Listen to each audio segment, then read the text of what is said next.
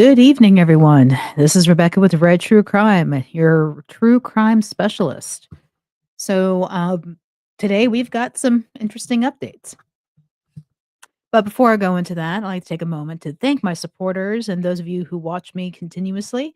And thanks for all the subscriptions. And if you've not subscribed to the channel, please do so and share, like, comment, all that good stuff. Okay. So let's get to what we're going to talk about today. So Jake Harrow is pleading guilty to killing his son, Emmanuel Harrow. Now, for those of you who have no idea what I'm talking about, and I'm shocked that you would not know, Emmanuel Harrow is a 7-month-old infant from Cabazon, California, who was reported missing on August 14th of this year. Um, the whole thing from second one was suspicious because the mother claimed someone had walked up behind her, said "Hola," punched her in the face while she was changing her infant son's diaper in the back of a truck. She said when she came to, the baby was gone. And that's basically where the lie started. Um, there were no cameras around the parking lot, so it was kinda hard to see everything that was going on, except for ones that were around the area. But it became very, very clear by investigators that Rebecca Harrow and Jake Harrow were lying about what happened to Emmanuel. Eventually, Jake and Rebecca were arrested.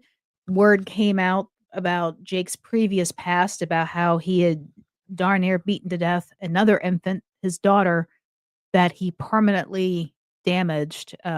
She can't eat, drink on her own. She can't see, she can't hear, she can barely even talk, and she cannot take care of herself.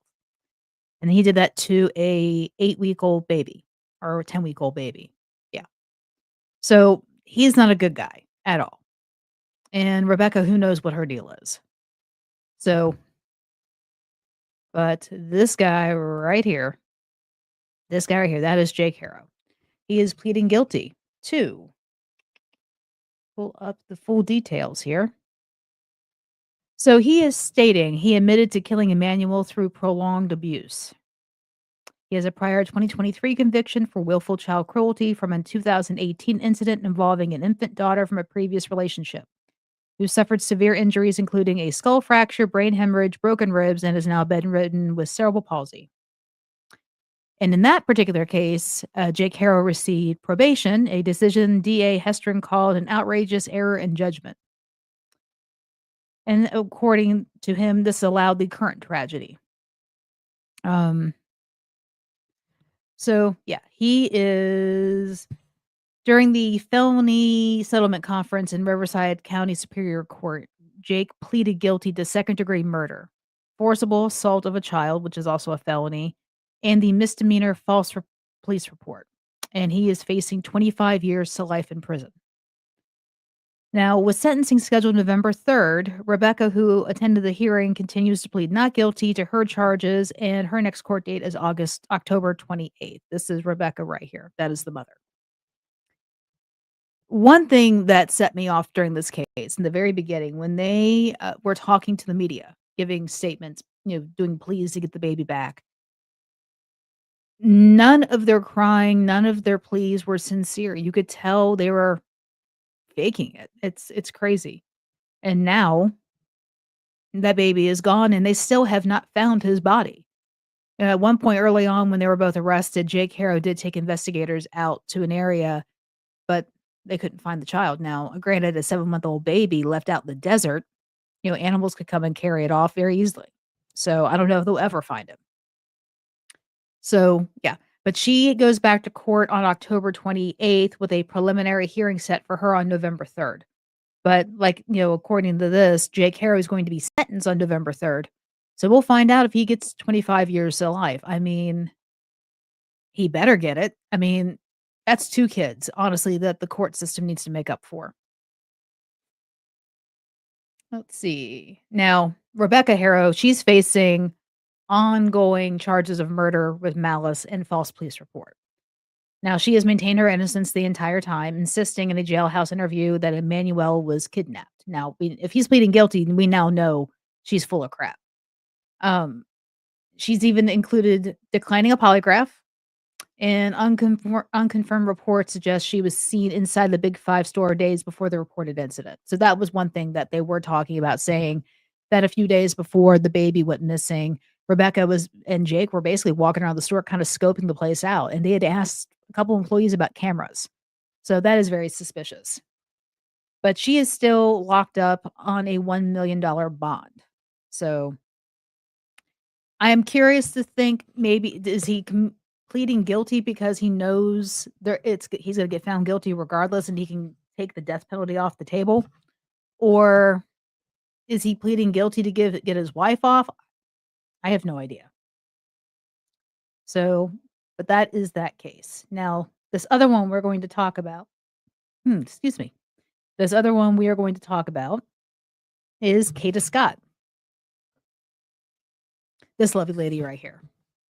So, Kada Scott is a 23-year-old woman from Philadelphia, Pennsylvania, who worked as a nursing assistant at the Terrace at Chestnut Hill, a senior living facility in the Chestnut Hill neighborhood.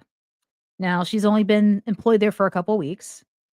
And Scott was also a former beauty pageant contestant and had been in the running to become Miss Pennsylvania USA. I mean, she's beautiful. Look at her. Absolutely gorgeous.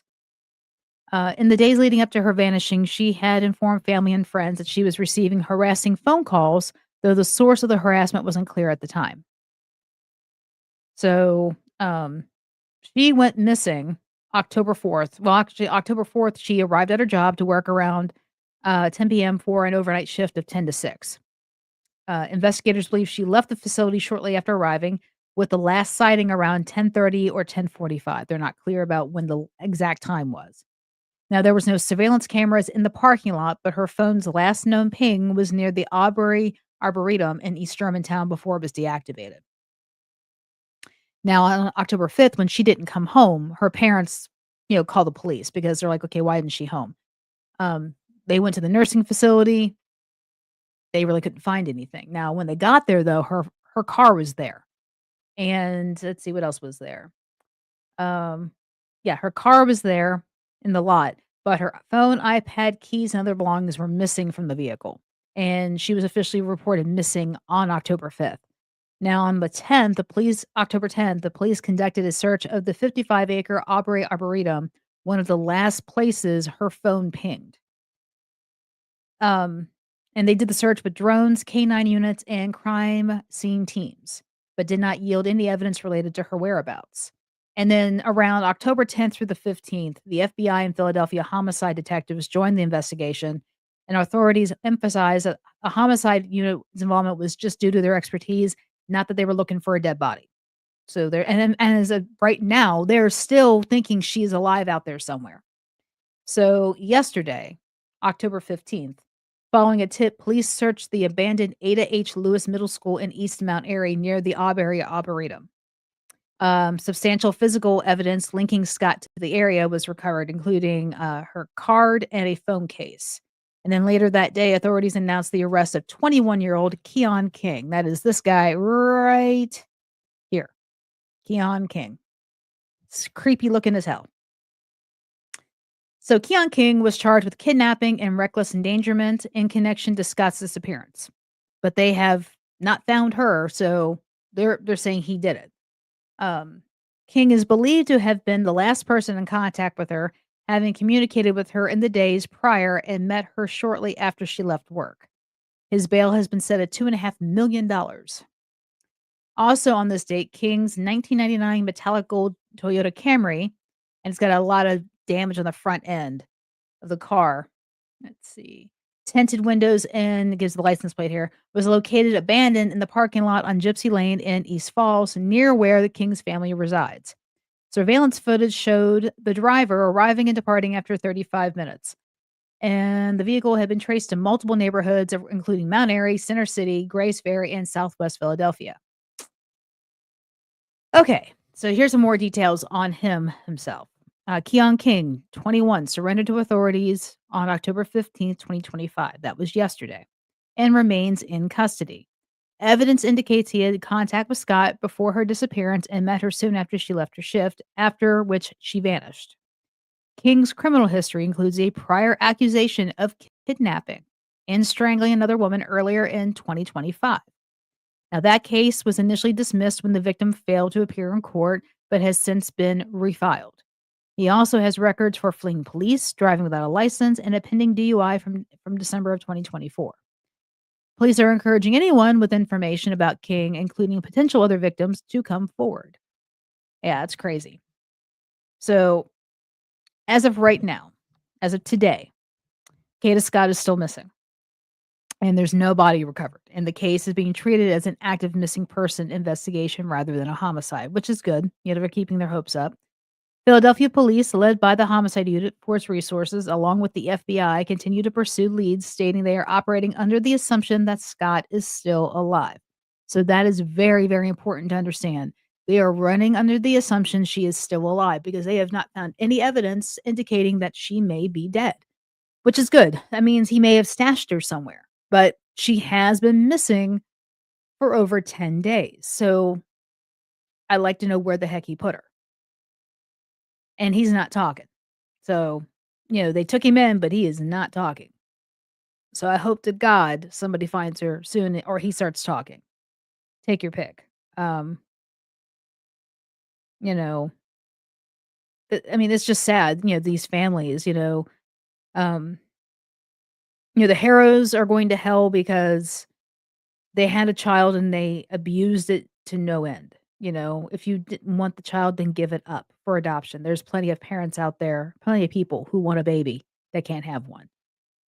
And then you got this guy here. I mean, there's some speculation that he may have asked, Kada out, and she was like, no." I mean, look at her, look at him. I can understand why she would say no. So, he may not have taken rejection very well. He looks like a guy who cannot handle rejection. So, hopefully, he gives up the ghost and he tells somebody where she is and pray to God that she's still alive. Because look at her. Look how much joy she looks like she would bring to the world. Look at this, you know? So, I just hope to God they find her alive. There's just been too much misery in this country, in this world, people disappearing and then being found dead. And I hope to God they find her, you know? But on that note, I'm gonna end it on a pretty face. So this is Rebecca with Retro Crime. Um, if you have not subscribed to the channel, please do so. If you know anything about any of these cases and can give information, please do so.